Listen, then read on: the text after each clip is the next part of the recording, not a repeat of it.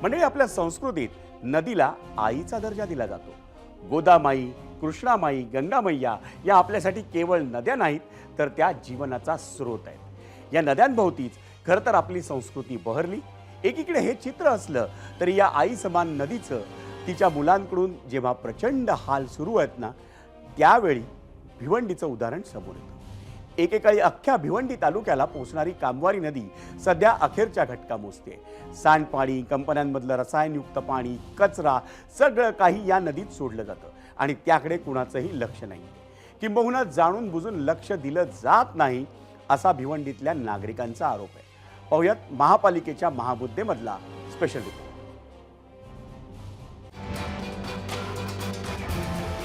हे दृश्य बघा.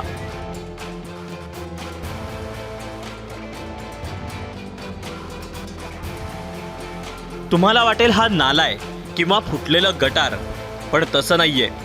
ही नदी आहे मंडळी.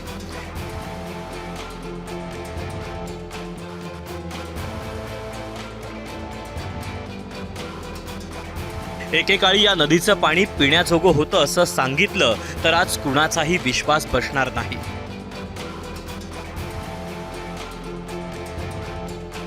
नदी पात्रात मोठ्या प्रमाणात जलपर्णीचे प्रमाण वाढले आहे, त्यामुळे जलचरांचे मोठे नुकसान होत आहे. प्रशासनाचे या समस्येकडे सातत्याने दुर्लक्ष होत असल्याने कामवारी नदी मृत्यूशय्येवर असल्याचे चित्र दिसत आहे. भिवंडी महानगरपालिकेचा मलनिस्सारण प्रकल्प अजूनही पूर्ण न झाल्यानं सांडपाण्यावर कुठलीही प्रक्रिया न करता ते या नदीत सोडलं जातं.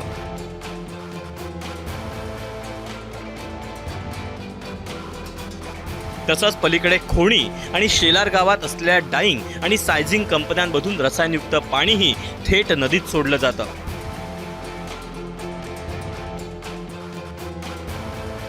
खरं तर महाराष्ट्र प्रदूषण नियंत्रण मंडळानं या कंपन्यांवर कठोर कारवाई करणं अपेक्षित आहे, मात्र तसं होत नाही.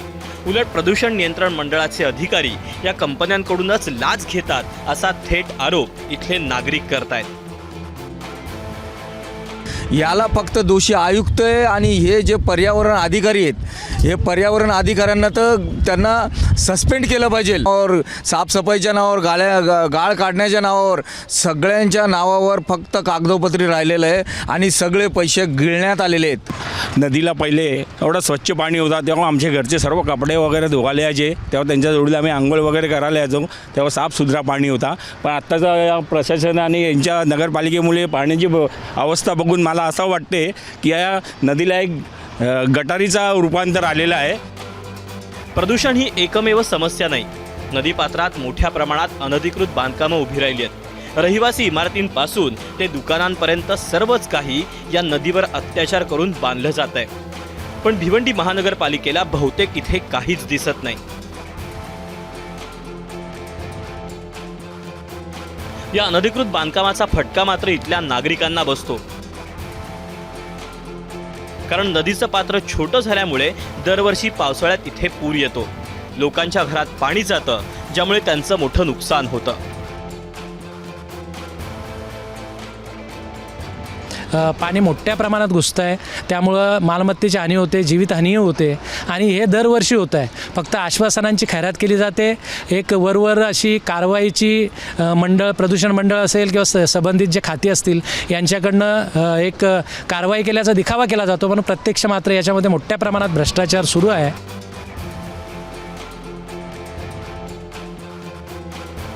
नदीपात्रातील गाळ काढण्यासाठी, एकंदर तिला पुन्हा नदीचं रूप देण्यासाठी आता अनेक योजना राबवण्यात आल्या.